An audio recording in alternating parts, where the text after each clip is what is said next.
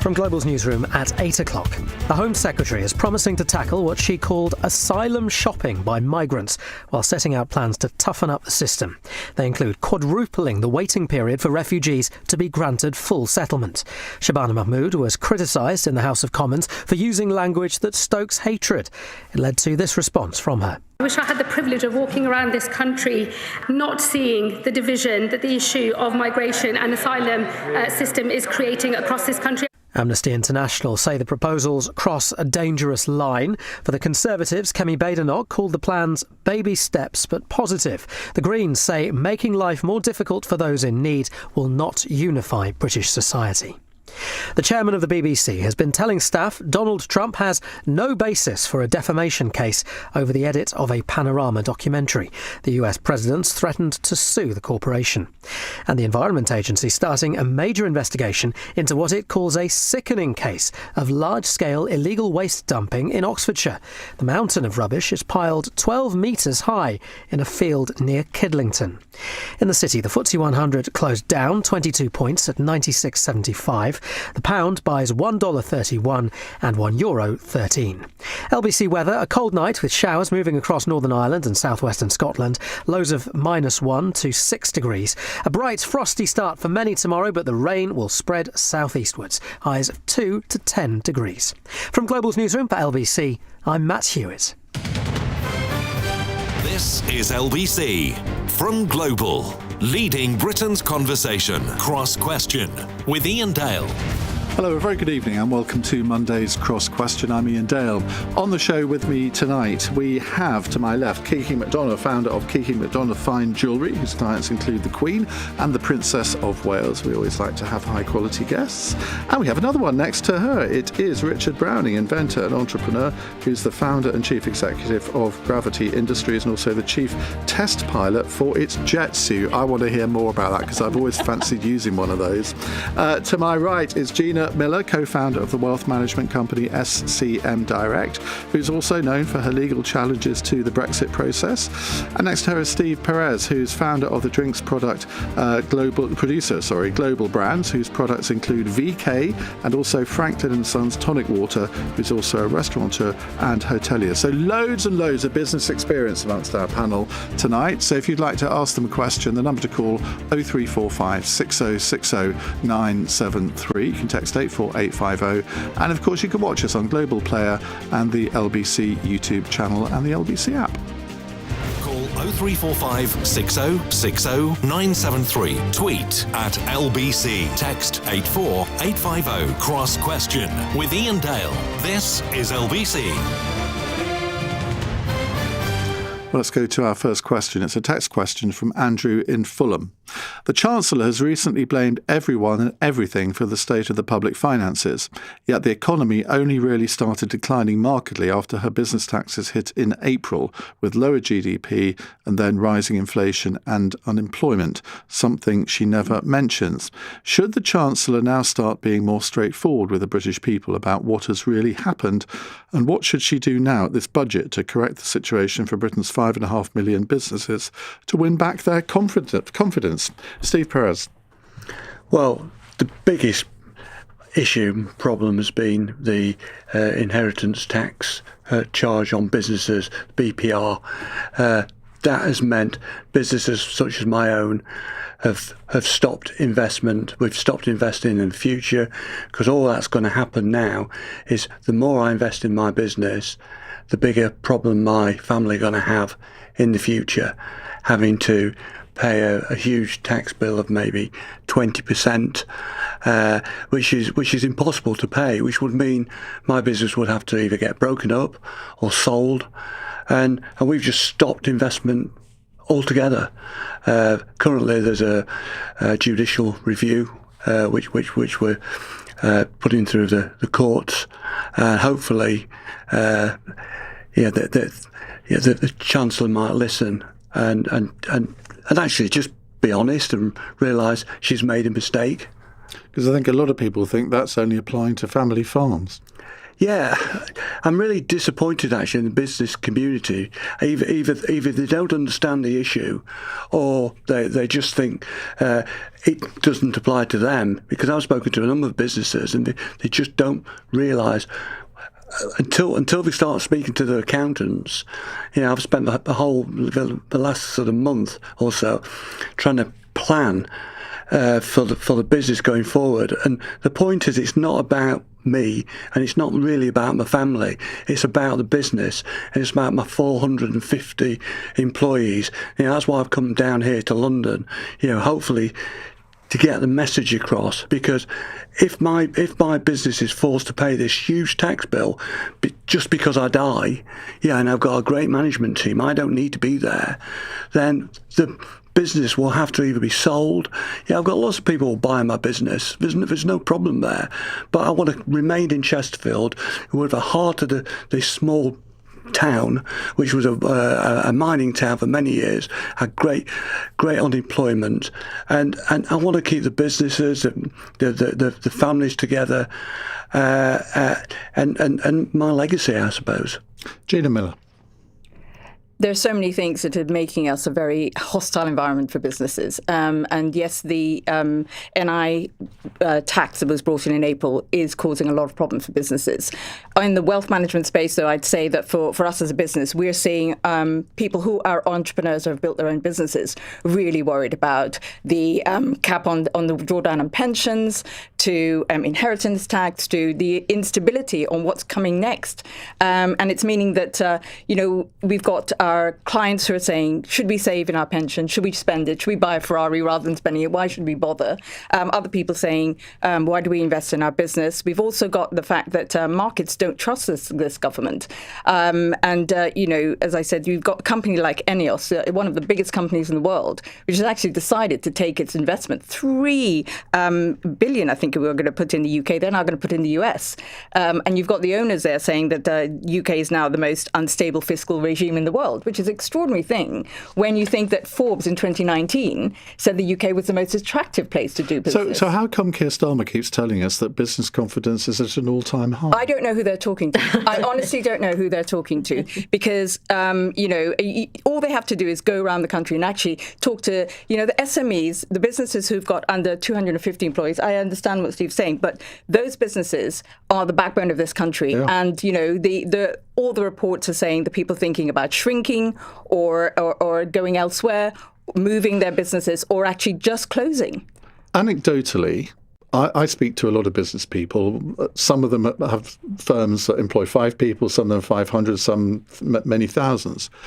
Virtually all of them say, we've actually got quite a lot of money to invest, but like Steve, we're not going to do it. We're not going to. And the other thing is they're now going to go after LLPs, not understanding that people who have a partnership also, how are you going to assess the money that they put into the business, their losses, the risks they take?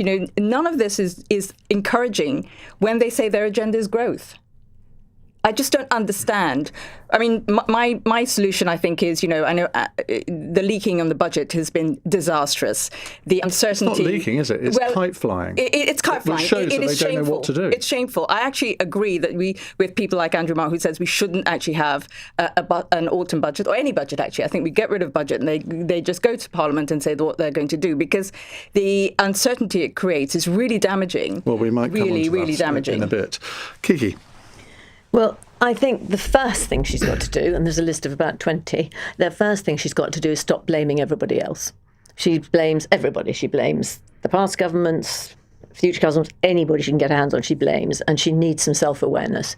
This is entirely down to her bad, or the Treasury bad, decision-making. Well, OK, let me play devil's advocate. She's only been Chancellor for 16 months. Yeah. She made clear at the time that she was left a hell of a mess and that she had to try and turn that round. Now, she asserted that she had done that in the last budget. She wouldn't be coming back for more, etc., etc. But it's not fair to put it all at her door, is it? Well, I think it is. She's Chancellor of the Exchequer. I mean, the Prime Minister doesn't seem to be around very much. So it's her responsibility. The country's finances are her responsibility. So I think the buck does stop with her. And she came in saying she wanted growth and did the exact opposite. And she seems to enjoy spending on the state more than she does in encouraging business. And I think it's a disaster. Richard. So I think there's if you take a step back, there's a couple of points to make here. I think to contextualise the problem. We spend a lot of time, I think, in the media and in the country debating how you divide up a shrinking cake. So there's an endless list of good causes in the public sector in particular as to where we should put resources. I just find it amazing that there's a deafening silence when it comes to an acknowledgement in senior civil service ranks and in central government about recognising that it is innovation and it's entrepreneurship as two words that characterise what fuels everything in this country. It is people in big businesses, starting their own businesses, even in government, coming up with new product and service ideas that with a pinch of entrepreneurship become companies which then employ people, we've just been discussing, that then pay tax and even ideally export products, and that's what fuels everything.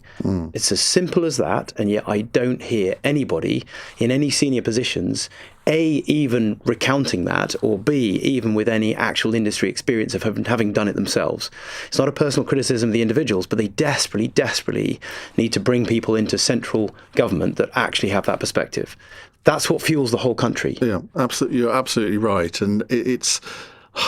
There isn't a single cabinet minister now who's ever run a job. I was just going to say that. Not That's a absolutely single extraordinary. one. Right, and this isn't a Doge-type witch hunt. No.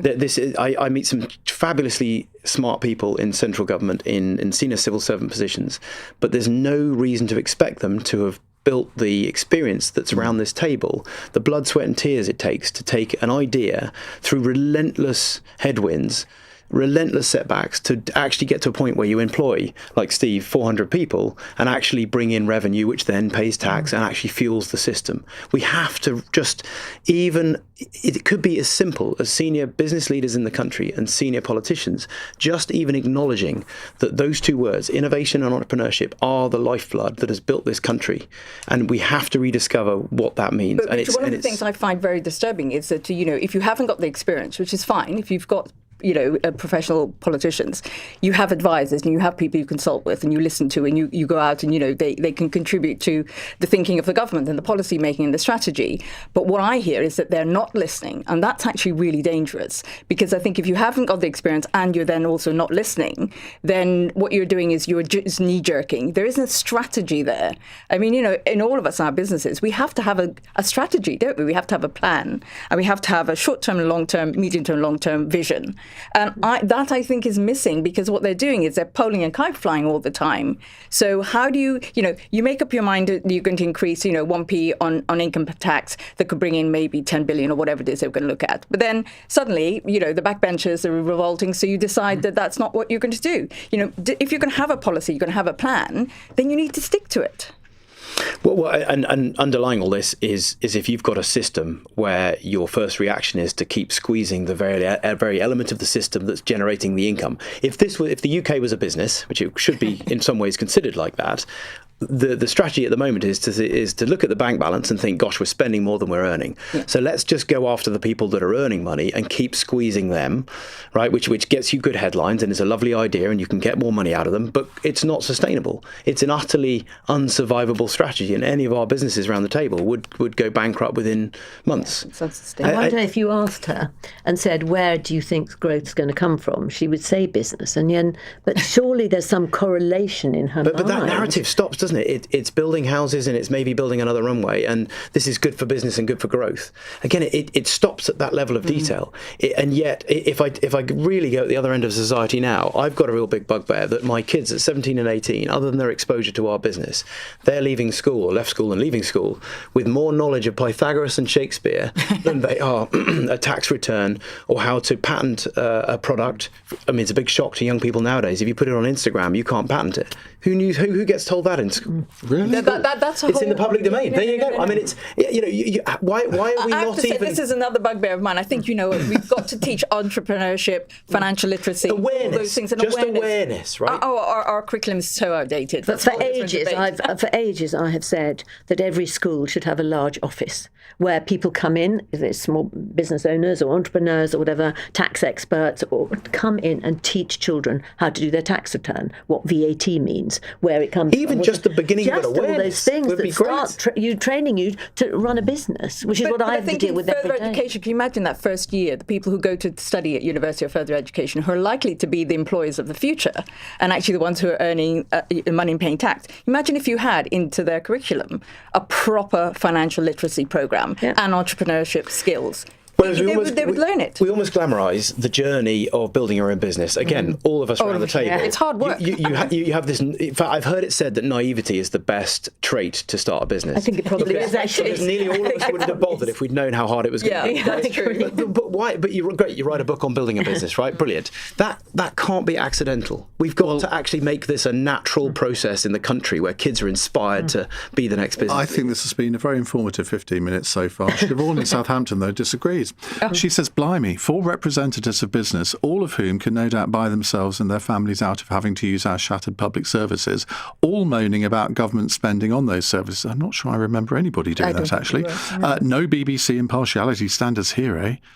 Well, yeah, I think you've been listening to a different programme, Siobhan, because I think a lot of what my colleagues have been saying here is just stating blunt facts. And if you don't like those facts, well, that's up to you. But if we want to get out of this economic hole, it is down to, I think, small and medium-sized enterprises to do it. It won't be the multinationals that help us do this. They're moving, not for anything else. Well, a lot of them are headquartered abroad. They're going abroad. Here. You have to provide incentives for people to start new businesses and take those risks, which people did in the 1980s, 1990s and 2000s. Tony Blair understood all of this. Yeah. I don't see why Keir Starmer. I say to Siobhan, look, small and medium-sized businesses actually contribute 2.8 trillion turnover to our country. Where do you think the money comes to fund the public services? That is a fundamental misunderstanding of this idea that, we don't need business people. We don't need people to invent things, to be innovative and to be entrepreneurs. Where's the money going to come from for the public services? Also, Where's the employment going to come? she shouldn't think that entrepreneurs are grumbling about state spending all the time. I think that's wrong. I think entrepreneurs they give huge amounts to charity, they pay their whack, they pay their taxes, they pay everything that they need to sustain public services. But that public services and the civil service and departments are a different thing. I think they're overmanned. Whoever thought that 10 years after all the Brexit shenanigans, Gina Miller could come on my programme and I could agree with every single thing that she said. On that note, let's go to a break. 17 minutes past 8. This is LBC. Waitrose presents 3 for 2 on chilled party food. Kelly, meet everyone. Hi, nice to meet you. 8 guests, 1 host who knows exactly what will bring them together. Food's ready. Starring #1 king prawn toasts with crispy sesame seeds, soft polar bear bao buns, bursting with hoisin veg filling, and meltingly tender Wagyu beef mini pies. Waitrose, the home of food lovers. Selected lines of stores, subject to availability. Prices may vary in Channel Islands, Little Waitrose and Partners and concessions. Cheapest item free. Ah, what a hotel. The pool, the breakfast, the vibe, perfect. And the best part, you didn't overpay, because you checked Trivago. On Trivago, you can compare hotel prices from multiple different sites and save up to 40%. Same hotel, just at a great price. Check Trivago to compare prices and save up to 40%. Hotel Trivago. So, what's on your to-do list today? Why don't you check if you're eligible for pension credit? It tops up your pension income and also opens up help with heating bills, council tax, and more. Search pension credit on gov.uk or call 0800 99 1234. There's nothing to lose. Check today. Pension credit. Credit where credit's due. Eligibility criteria apply. Leading Britain's conversation. Cross Question with Iain Dale. Alexa, send a comment to LBC. 19 minutes past 8 on LBC. Let me reintroduce my panel. Richard Browning is an inventor and entrepreneur. He's the founder and chief executive of Gravity Industries, also the chief test pilot for its jet suit. Now, how much, if I wanted a jet suit, how much would it cost me? Because I would quite like one. I don't know if you do any freebies for media people, but we do actually do flight training in California. Yeah, California and the UK. So you can actually, in a safe environment, you can actually learn to fly one of these things. But we have stopped short of selling them to the public because you really could just put this 2,000 horsepower piece of equipment. Corey's just told me Alan Partridge has trialed them. Yeah, I think I'd be in good company. One of my young engineers is an Alan Partridge fan, and so went off and did that. Yes. I did give him permission, but that's not a normal client. Right. Kiki McDonough is here, founder of Kiki McDonough Fine Jewellery. Gina Miller, co-founder of the wealth management company SCM Direct. So you basically manage all of these people's money for them, do you? I look after people's wealth from anywhere from 10,000 to 10 million, yep. But, it's also, I have another brand called Money She, which is also about how do we get women to invest. And the other thing is, on a serious note for the Chancellor, is that we are the lowest saving nation in the G7. And that's a real problem. We've got to get people to save and invest, but invest and not just hold money in cash. And Steve Perez is here, founder of the drinks product. So why do I say product when it says here producer? Drinks producer, Global Brands. And what's your most famous brand, Steve? Hooch, I would say, is one of the most famous. That is very famous. Hooch, VK, and Franklin and Sons. So I started my business. My second business in 1996. My first business I started in 86, which I was importing beer, and I went bust. And this is one thing people don't appreciate. As business people, we're not all lottery winners. Yeah. I very, very nearly lost my house. But because I'd got such a huge mortgage on it, I managed to hang on to it. And I started this business again out the back of the van. And I now employ lots of people in Chesterfield. We contribute £20 million a year in taxes. Obviously, there's a lot of tax on alcohol as well. Soon to be more, I'm afraid. Yeah. Right, let's go to our next question. It's from Mike in Salisbury, where I was at the weekend. Over the past few months, Rachel Reeves and the Treasury have been leaking and drip-feeding budget ideas into the press for a policy popularity contest. Is this the right way to encourage growth and confidence in the economy? Well, the former chief economist of the Bank of England, Andy Haldane, has warned that a real circus of leaks, U-turns and uncertainty has hurt the confidence of businesses and consumers alike. Meanwhile, last week, LBC's Andrew Marr called for the budget to be scrapped altogether and instead for the government to simply pass a new law when it wants to change the country's economic policies. Richard Browning. Yeah, this is not anything new, but confidence is massive in business. How are you supposed to plan and organise your resources, consider the next 12, 24 months ahead and what you're going to do in your company if the context you're trying to plan within is uncertain? And all of this signalling suggests that the powers that be are not entirely clear what they're doing. I think it's terrible. But back to what we were discussing earlier, that I think they need really experienced, clear heads from small, medium, and large companies that are the lifeblood that put all the resources into the government's pockets to then allocate. They need those voices around the table, and those voices need to be steering the ship. So when Nigel Farage says, look, we're not going to necessarily have politicians in heading up government departments, we're going to bring in people with expertise from the outside, I mean, that would be quite a radical thing to do, but I think the Canadians did it, didn't they? So Trudeau, I think it was Trudeau's government. The Canadians actually put somebody through. Yeah, right. But so that compared to somebody that doesn't know what they're doing and is changed out every sort of 9 months is clearly a much better option. There is something to be said for putting fresh ideas and moving people around into different departments that are bringing a perspective that will bring new ideas. But as a base case, Christ, why are we finding it surprising you put somebody in positions that don't know what they're doing? I might have found something that Gina and Nigel Farage might agree on. Look, I'm not interested in whose politics they are. It's about the country. And at the moment, I do not think, and I don't think most of the business community of people, we have confidence in our Chancellor. I don't think she's the right person for the job. And Andy Haldane, who I actually think should have been the governor of the Bank of England, why doesn't Starmer put him in the House of Lords and make him, somebody like him, Chancellor? Because, at this moment in our country's history, we have a real problem with growing our economy. We have a real problem with raising taxes at a rate that actually means that we can grow our public services, or we can fund our public services. We can attract inward investment. We can encourage people to build businesses. We're stagnating. We need something to change. And I don't think it's Rachel Reeves. Okay. Steve? Well, I think we need a root and branch change of the way we do politics. I think the problem is trying to get business people to get around the cabinet table. Who'd want to? Yeah, well, we're all busy as well, and I think it's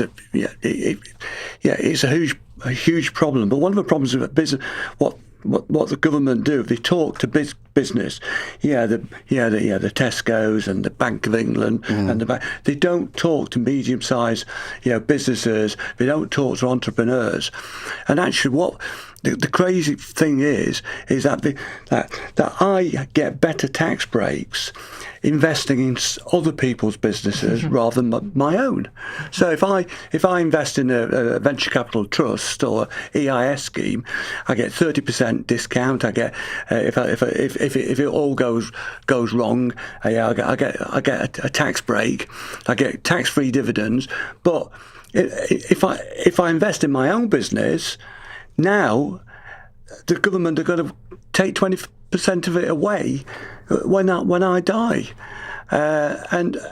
we need the government needs to listen to business. I actually met Keir Starmer 2 days before the election. He actually came to our factory and schmoozed my employees, and I said to him, I'm concerned about the Labour government and business and what policies you're going to make which are going to affect us.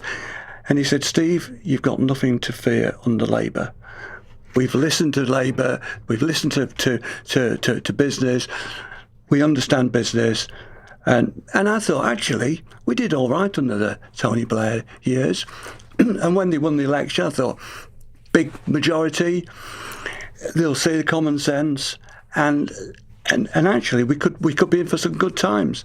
Hey, and look what's happened. Do you feel let down? Oh, most certainly. I don't know one single person in business who's saying it's a good thing. And at the end of the day, we don't sell our products to rich people. The majority of our products we sell to ordinary people. And the more money that's in the working man's pocket, the more money we make, the more products we sell. So we want to encourage that. We most certainly are let down. I feel we've been conned. Now, Kiki, you sell your products to very rich people, I imagine. I'm not. Are there many left? I don't know. No, to go back to the budget leaks, I think that's been hugely damaging, because every time a leak comes out, you think, what's going to happen? Is it going to be, okay, we better make preparation for this. 3 weeks later, no, we're not going to do that. We're going to do this. And then think, we better make preparations for that. And actually what she should have done, I think, is said, the budget is going to be on whatever date it was going to be on, the 26th of November. The budget's going to be on this date. I will not be leaking or talking to anybody about it at all. Well, that's the thing. Shabana Mahmood was on the Laura Kuenssberg programme yesterday and was refusing to indulge in speculation about the budget. I'm thinking, you might want to have a word with Rachel about that. You might have a word with Rachel about that, because I think it's been horrendous. I think people. And the thing is, when they started talking about abolishing, what was it? The you can have 25% of your pension tax-free. Well, when they started talking about it, I thought, maybe I should do that now, just to make sure that sort of... We've had so many clients who've withdrawn. No, I haven't done it. Lots of people have looked at that and thought, and have worried, and it's not just ourselves. Our entire sector have seen people taking their 25% tax-free because they're so worried. And actually, what they're doing... They should be saving it. This is the thing. We actually need people to be responsible and save. But the other thing I'd also say is that this idea, it's also commentators as well, when they exaggerated, for example, the U-turn or the supposed U-turn on the raise income tax on Friday. And it was this whole big thing that the markets went into meltdown. The markets did not go into meltdown. If you look at what happened, the markets reacted to what had happened in the US the night before, and actually we were in line with the way the markets were from Thursday to now. We were in line with the UK markets responding to the way the Europe markets and UK, Germany. It was not a meltdown. No, and you could tell that from I remember watching this on Sky News, and they sort of on the left-hand side of the graph, I think it was bond rates, and it was 4.3, 4.4, 4.5, 4.6. And the line was quite sort of squiggly, sort of going up and down, which doesn't really work on radio, but you know what I mean. And it had gone from 4.3 to 4.5. Well, that is not... Well, in the last 12 months, it's been between 4.2 and 4.9. So it wasn't a huge great reaction. But that whole idea that markets went in meltdown, there has to be responsibility in the commentators and the people talking about this as well, because it makes it sound as though the U-turn was necessary. But this is what happens when you have a constant feed of stuff that they might do. You can't. It doesn't help. You can't stop it. It's like a train that's gone out of control. I've never seen this happen before, and I suspect you'll all agree that this is the first time that you've had not just the Chancellor, but other members of the government flying kites. I mean, I don't know how much of it is leaking, but flying kites in advance of a budget. Surely, if you're going to want confidence in the business world, you need to say what you're going to do and stick to it, rather than keep going all over the place. I mean, if it's the wrong thing to do, I suppose that doesn't really work. Right, we have to go to the news headlines at 8:30 on LBC with Matt Hewitt. Refugees will be returned to their home country if it is deemed safe, under plans announced by the Home Secretary to change the asylum system. Most will also have to wait 20 years to apply to settle permanently, as Shabana Mahmood aims to restore what she called order and control. The chairman of the BBC has been trying to reassure staff that the US president has no basis for a defamation case over the editing of his speech for Panorama. Samir Shah says he's acutely aware of the privilege of the broadcaster's funding and the need to protect licence fee payers. And people in large parts of northern England are being warned overnight temperatures could fall to minus 10 degrees. An amber cold health alert is in force until Saturday morning. LBC weather, a cold night with showers moving across Northern Ireland and southwestern Scotland, lows of -1 to 6 degrees. That rain spreading southeastwards tomorrow, highs of 10. On the latest episode of The Newsagents. The Home Secretary, Shabana Mahmood, seems to have won over an unlikely admirer, one Tommy Robinson. Is that going to help her win the case on tightening immigration rules, or is it going to frighten Labour MPs to death? Get the latest episode of The Newsagents with Emily Maitlis, John Sopel and Lewis Goodall. Listen or watch on our free Global Player app or the new LBC app. Ah, what a hotel. The pool, the breakfast, the vibe, perfect. And the best part, you didn't overpay, because you checked Trivago. On Trivago, you can compare hotel prices from multiple different sites and save up to 40%. Same hotel, just at a great price. Check Trivago to compare prices and save up to 40%. Hotel Trivago. When you're smiling, the whole world smiles with you. Life feels better with a smile. Banning Dental Group Clinics. Modern, comfortable and affordable dentistry for all. See online for our price match promise. Keep on smiling. Keep on smiling, and the whole world smiles with you. banningdental.co.uk. With Lidl Plus, you can get something for everyone with 3 for £2 across our party time range. Bower buns, veggie spring rolls, pigs in blankets and more. All made to share. Now there's plenty more delicious reasons to keep the party going. Lidl, more to value. 18 plus GB only while stocks last. Terms apply. See lidl.co.uk/LPTV. Offer ends 26th of the 11th, 25. 40 million people listen to commercial radio each week. That's 80 million ears, give or take. Amplify your advertising at radiocentre.org. Cross Question with Iain Dale on LBC.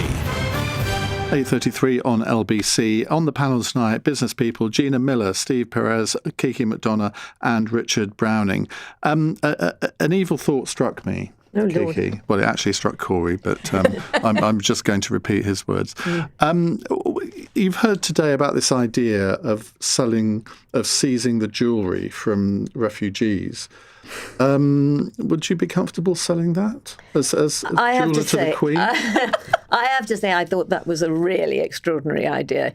Someone lands on the shore and you go, oh, I'll have that bracelet, I'll have that necklace, I'll have that. No, I don't think that's a very good idea. It's actually reprehensible, isn't it? It's not shocking. just not a very good idea. No, it's not a good idea at all. And I wouldn't, as a jeweller, play any part in it whatsoever, even if they asked me for a valuation. So therefore it would be worthless and not worth it. Right, let's go to another question. It's a Christian in Red Hill who says, today's government focus is about asylum, but it's all part of the wider narrative against immigration in general. Any immigration. Just how damaging to our economy is this anti-immigrant attitude in this country now? Gina Miller. I think it's incredibly damaging, but we were here to talk about the economy and the budget. And I think from the point of view that we've got so many vacancies in so many sectors, not least in our NHS, in the care sector, we've got over 130,000 vacancies. The idea of checking every 2.5 years and not allowing someone to establish and have a life here, I think it's just inhumane. I just don't understand that policy. There were actually some bits that I agreed with in her statement today, in the Home Secretary's statement today about tightening up Article 8 and Article 3 in the ECHR. There were some, and of course, every government has got to secure our borders. But the way in which they're doing it, I think, is going to damage our economy, because also lots of people come here and they work and they contribute, and the net gain to our economy from immigration is significant. And people start businesses, their kids then grow up and make inventions and go to university. Those who aren't allowed to be here should be returned. That's a process that we need to tighten. But also, I think one of the biggest dangers of today's announcement is overpromising. Because how could they say that they're going to do these 2.5-year checks, they're going to do all these things, where's the money going to come from when they can't even release somebody, send them back and get the right person? It's just extraordinary to me. We need investment in the systems that we already have. We already have returns policies. We already have a way of processing people. We've got to tackle the backlog. We've got to deal with the system we have and make it more robust rather than making these promises, because they'll fail again and then people get even more angry. Steve? Well, since Brexit, it's been a huge problem for hospitality, for my businesses. We just can't get people, and illegal immigration. That's a different matter. But we need immigration. I come from my father was Spanish. So I come from that background. But we can't get chefs. We can't get waiters. We can't get bartenders. It's virtually impossible. Why is it? Because there are plenty. We're told that there are more than 1 million, 18 to 24-year-olds not in education, employment or training. They are there. Is it because you're not offering enough money? No, I think, all people aren't prepared to pay enough money to eat in a restaurant, or everyone's talking about the price of a pint, and we don't value hospitality in the way that we should do, and it is a huge problem in this country trying to get young people into hospitality, and getting people from abroad. It is they see it, most of them, or many of them, see it as much more of a career opportunity. Trying to get people to do some of the back of house jobs, such as room attendants and that sort of thing. It's very difficult because of the welfare system.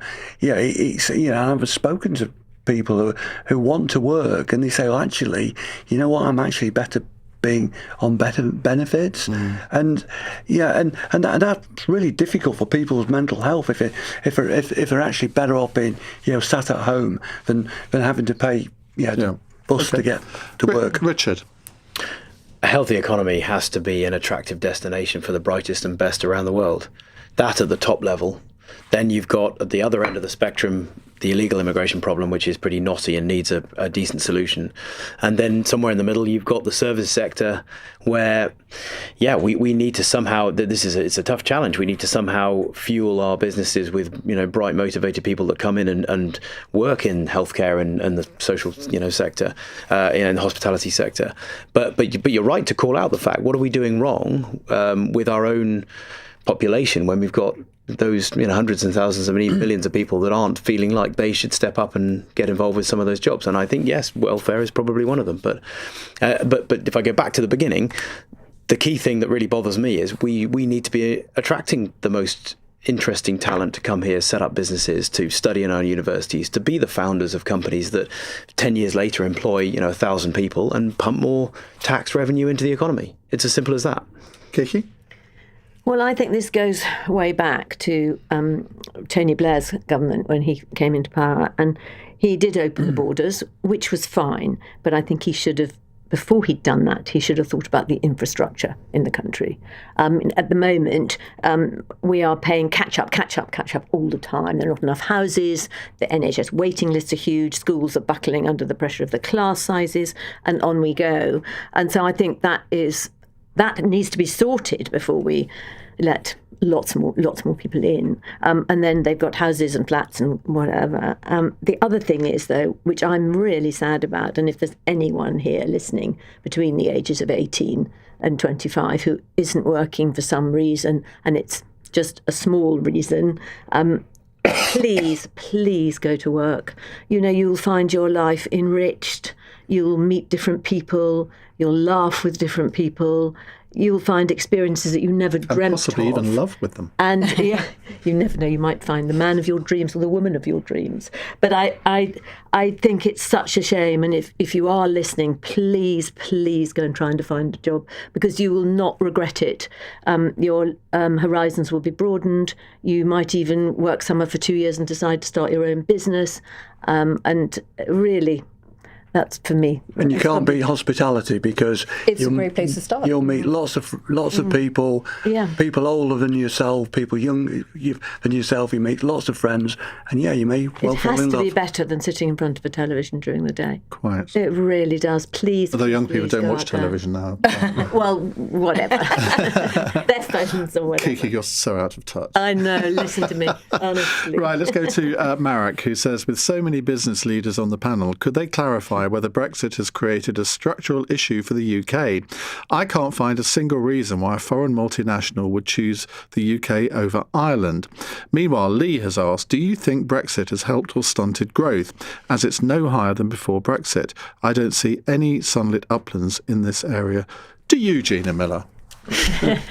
Oh gosh, the reality is we are where we are, but the data is now not theoretical. We've had nearly 10 years, and I'm afraid 5 years. Well, the debate and detracting businesses. Believe me, businesses were not decided they weren't going to stay even before the actual deal was signed. But it is not an attractive place to be. We've got lots of companies who are deciding to go and set up in Europe because they want the access to that marketplace. It's not an attractive place for inward investment because we're not seen as being a stable, competent country. The reality is that we can't undo Brexit. We could possibly look at a customs union, but that will take time. And the problems we have now over the next, to me, are urgent now. So what should we do? I think we should align in certain areas. I think we should have a youth mobility scheme, which means that we get people to come in and work, and in the hospitality industry in particular. But we shot ourselves in the foot. You can't get away from it. It has damaged our economy. It has damaged confidence in the UK. But it's not fixable anytime soon, I'm afraid. But there are several companies that have decided not to invest here. And when they've been asked, well, why, they say, well, certainly in the last year or so, it's been because of government economic policy rather than Brexit. It's not just Brexit. It's not just Brexit. And I think the thing is to say that all the problems are sitting there because of Brexit, it's not. And when it comes to immigration, part of the problem why we can't control our borders is because we left the Dublin Accord, and also because we had legal routes through the embassies that we had in EU countries. We no longer have that. So none of this is black and white. Brexit is not the problem. We have lots of domestic issues that we didn't, poor political choices for the last 14 years. Am I right it, and I haven't got the figures on this in front of me, so I may well be wrong on this, but as I understand it, we still have higher inward investment than France and Germany do. No, our inward investment at the moment is 1.3 billion. It was 22.9 in 2022. It has drastically lowered. People do not have confidence in the UK. We are not attracting inward investment. Okay, Richard? It's hard to look at an example where you get stronger as a business, an economy, or a community by cutting yourself off from things.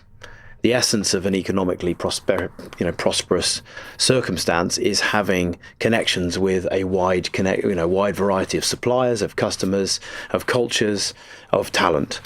It was predictably a nightmare, and it's lived the prediction I frankly had. Yeah, it's been a disaster. But I mean, it does feel like exhausting old news. I feel like we just need to focus on actually picking ourselves up. The only one good thing I can think of is that actually adversity usually breeds a spirit that then sees you pick yourself up.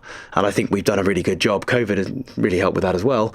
I feel like we've just got to take a moment and realise there's no one coming to save us here, that we as the UK, we've done it before many times. We need to just pick ourselves up and recognise actually what made us successful in the first place. And like I say, the two words that I always cling to are innovation and entrepreneurship. And if we can just get a national conversation going around this that has leaders that understand what those words mean, I think we've got a chance of picking ourselves up and making a big success of it. And an economic policy that encourages businesses to grow and start. Has to be. That's where it has to start. Otherwise, there's no money to do all the other things we spend all our time debating. I think that's much more of the problem. And Brexit, to me, is finished, gone. I don't even want to talk about it or think about it ever again. I really don't. Literally, I don't want to talk about it ever again. What I want to do is have a stable economy where we can all look forward. I'm not a great one for looking back on anything particularly, but I would like to look forward. I want to see what's coming down the line. What can we do next? Where can we go? Where can we export? What can we do? Some ambition and some leadership and some vision. Exactly what we need. And so Brexit to me is just dead. It's boring now. See, why can't Keir Starmer and Rachel Reeves articulate it in the way that you just did? Because all we hear from them is gloom and doom. I kind of wanted to play Jerusalem while you were talking. But on that point, again, this should never be a witch hunt or a personality attack here. They are smart people. I just think that there's no one person that can absorb the scale of the challenges we have and have a decent shot at trying to grapple with this. There's a big system behind both of those individuals doing their best to try and support them, but there is a clear gap. There's a clear gap of experience amongst their ranks of people who have run a market stall right through to an international corporation. Steve? I mean, I was hugely frustrated when we were in the EU trying to deal with the EU, particularly in the alcohol sector.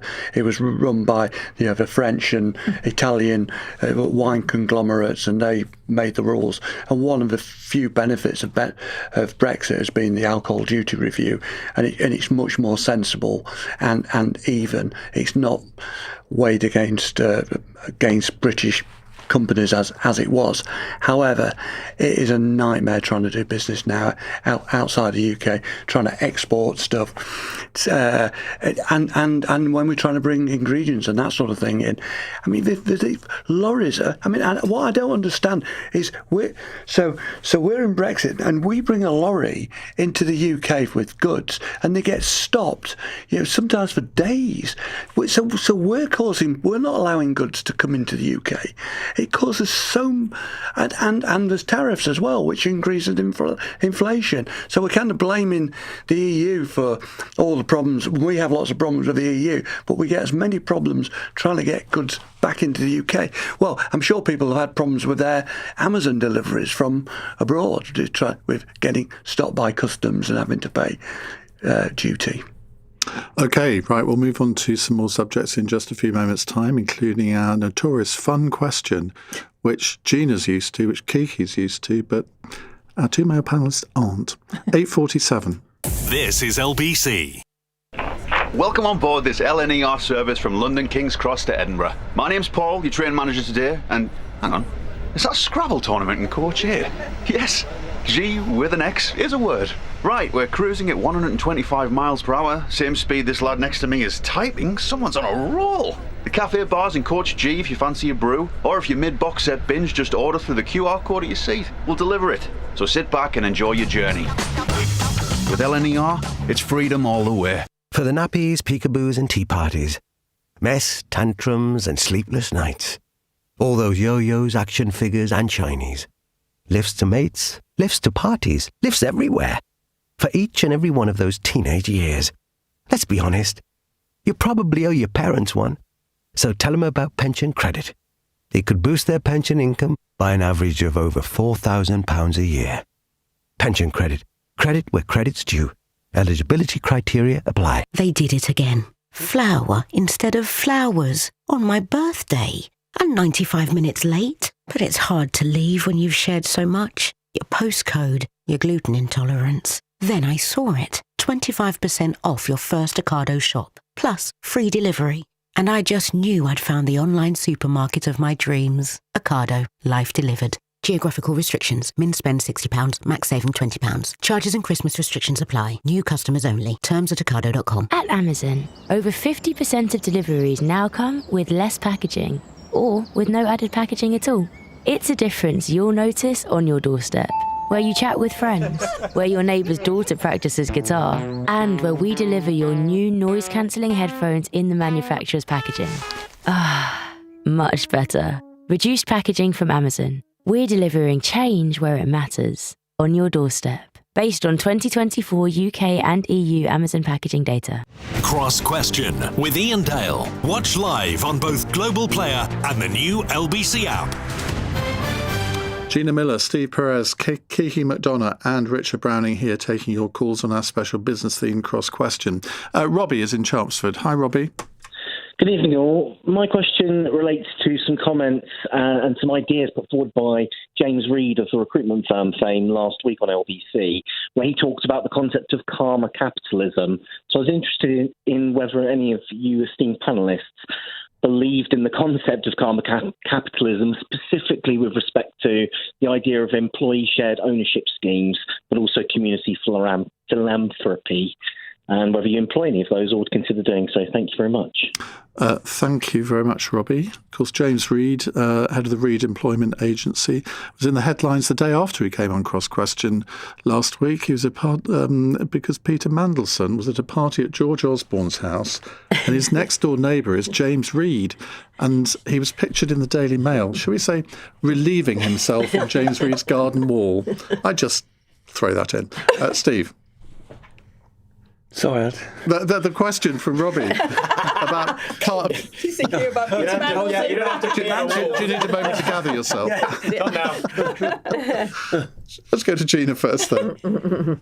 I absolutely believe that business should do good, and it should, you should give back to the community that affords you your success, and that means in, be it through employership or allowing your employees to do volunteering or starting investing in philanthropy or training schemes, whatever it is. That's what good business should do, and I think most good businesses do that. And I go back to the fact that SMEs, small businesses, tend to do a lot of that because we're in the community, we're giving back, and we use our social capital. That's another reason for encouraging small and medium-sized businesses. But absolutely, I mean, I'd call it responsible capitalism rather than karma. I've not heard it called that before.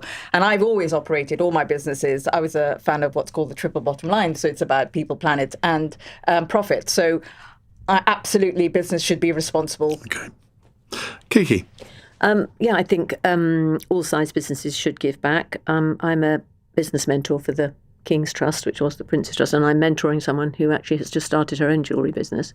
And interestingly enough, she's learning from my mistakes and mistakes. I mean, it's just been a very interesting journey. And I think, I think people are very responsible now. They may not used to have been, but I think we give to charity, we do all sorts of things, and I think most businesses do.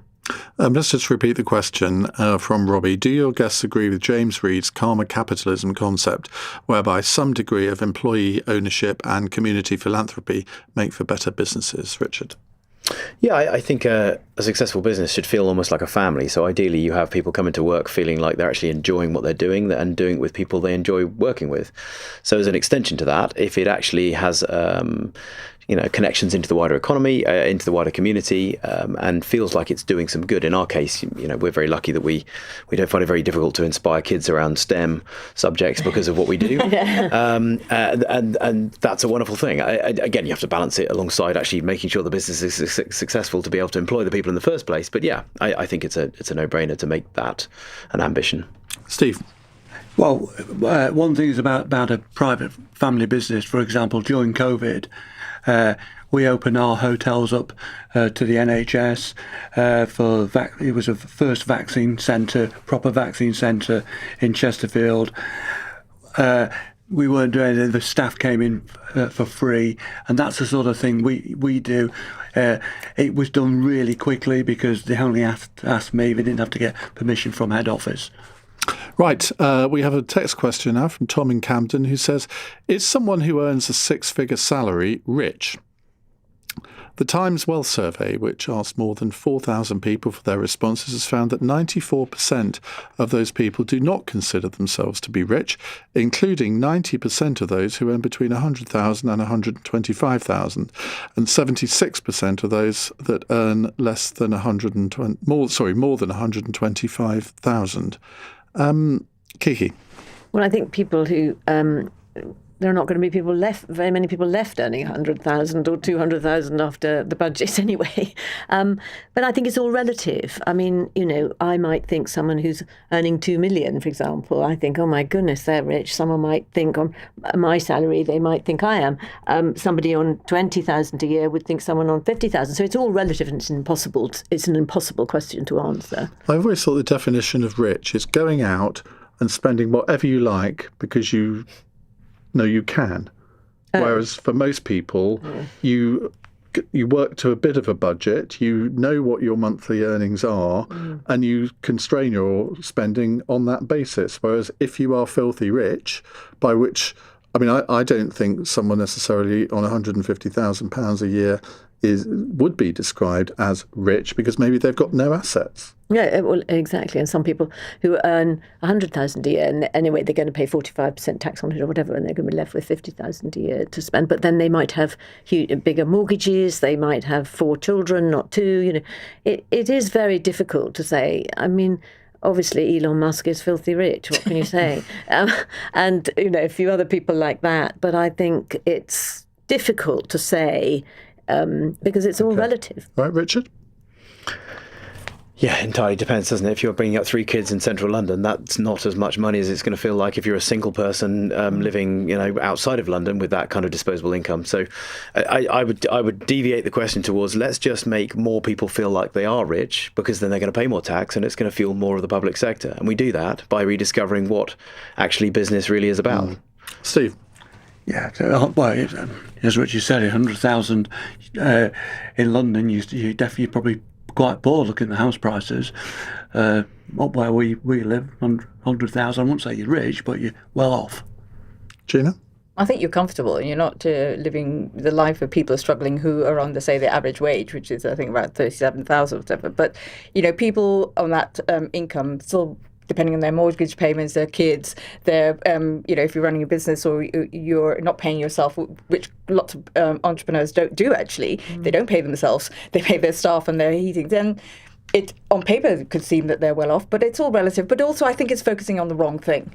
It actually should be about building aspiration and making people feel comfortable and paying taxes so that those who are falling through society have a safety net. If a wealth tax, this is from Brian, if a wealth tax were introduced, would any of you consider leaving the UK? No. No. No. You have to think about it, though. Richard? No, I'd be increasingly disappointed with the direction that the government's going in. But yeah, it's going to damage the country if we keep penalising people who are actually successful. Yeah, it's a disaster. It's going to end up being a disaster. Isn't it about fairness as well? So you basically pay the tax you're due, and I think that's one of the things we should be looking at, the tax gap. Those who people aren't. So pay your fair share, but it should be fair. Now, our fun question from Izzy in Wantage. With a statue of Bridget Jones, played by Renée Zellweger, having been unveiled in London's West End today, which other fictional character deserves to have their own monument next? And of course, Izzy lives in Wantage, where there is a statue of King Alfred. I know that because I stood next to it. Richard? I'll give you a stupid answer. So I set up my business like 9 years ago. Gravity flying jet suits. You're going to say yourself. Everybody's. He's going to say Superman. Very close, rather than myself. No, well, look, I didn't do it because of this, but everybody likens what we do to Iron Man, so why not be Iron Man? Then there you go. It's not very British, but anyway. Kiki? So I would put a statue of Scarlett O'Hara, because that woman had such guts. She really was the most gutsy. Well, she probably wasn't the nicest person you've ever met, but she had guts. And so Scarlett O'Hara from Gone with the Wind. Oh my goodness. Who a lot of your viewers probably don't even know who I'm talking about. Well, I'm probably the only person on the panel who's never seen it, but my goodness. Steve. I would have the Lemon Man, the Hooch Lemon Man.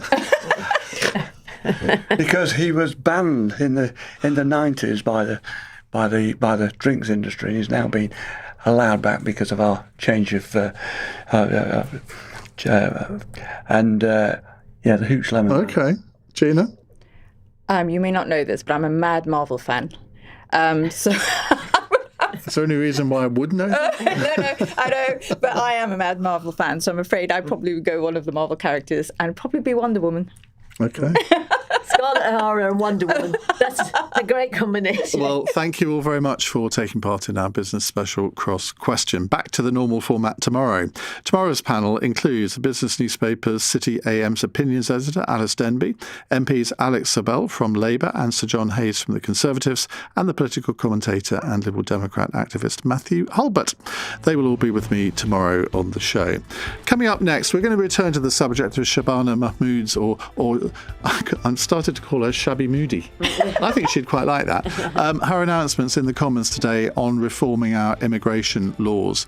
In the last hour, in the 7 o'clock hour, we asked if you thought they would work, or did you think that they might possibly give this country an inhumane reputation. Quite happy to take some more calls along those lines over the next hour. Is there anything in particular, though, that you really think the government needs to rethink? And particularly if you're a Labour activist, I wonder if you ever thought you'd see a Labour government coming up with some of these proposals. 0345 6060 973. On your radio, on the LBC app, and Play LBC. leading Britain's conversation. This is LBC. From Global's newsroom at 9 o'clock, the Home Secretary's announced sweeping changes to the asylum system, which she says feels out of control and unfair. Shabana Mahmood told the Commons her plans could unite a divided country. We are open, tolerant and generous. But the public rightly expect that we can determine who enters this country and who must leave. The overhaul takes inspiration from Labour's sister party in Denmark and would see refugees returned to their home country if it is deemed safe, and a